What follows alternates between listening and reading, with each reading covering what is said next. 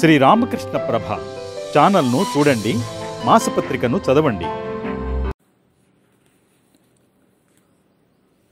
సోహం, నేనే ఆ పరబ్రహ్మం, నేను శుద్ధ ఆత్మను.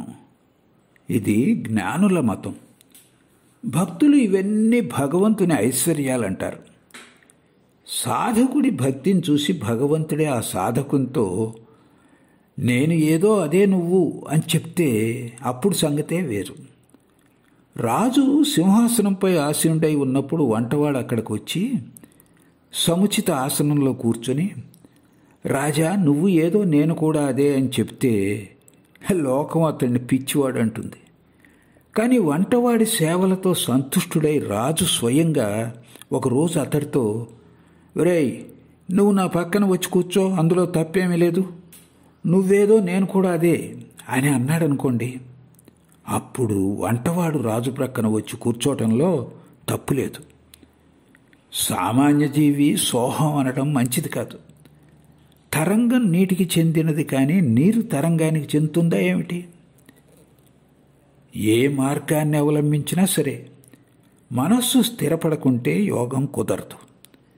మనస్సు యోగి వశంలో ఉంటుంది, కానీ మనస్సు వశంలో యోగి ఉండడు. నిత్యసిద్ధులని సాధనా సిద్ధులని రెండు రకాల వారు ఉన్నారు. కొందరు అనేక సాధనలు చేసి భగవంతుణ్ణి పొందుతారు. ప్రహ్లాదుని వంటి కొందరు జన్మతః సిద్ధులై ఉంటారు. హోమపక్షి ఆకాశంలో వసిస్తుంది. అది పెట్టే గుడ్డు కింద పడుతూ ఉన్నప్పుడే పొదగబడి పక్షి పిల్ల బయటికి వస్తుంది. అది క్రింద పడిపోవనారంభిస్తుంది. ఇవన్నీ ఆకాశంలో అత్యంత ఎత్తులో జరుగుతాయి. భూమి మీద పడితే చిన్నాభిన్నమైపోతానని గ్రహించి అది వెంటనే తల్లి పక్షి ఉన్న చోటికి తిరిగి అమ్మా ఎక్కడా, అమ్మా ఎక్కడా అంటూ వెతుకుతూ వేగంగా పైకి ఎగిరిపోతుంది.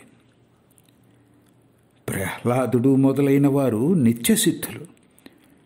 గుమ్మడిపాదు, సొరపాదు లాంటివి ముందు పిందెలు వేసి ఆ తర్వాత పుష్పించినట్లు వీరు మొదట భగవల్లాభం పొంది ఆ తర్వాత సాధనలు చేస్తారు.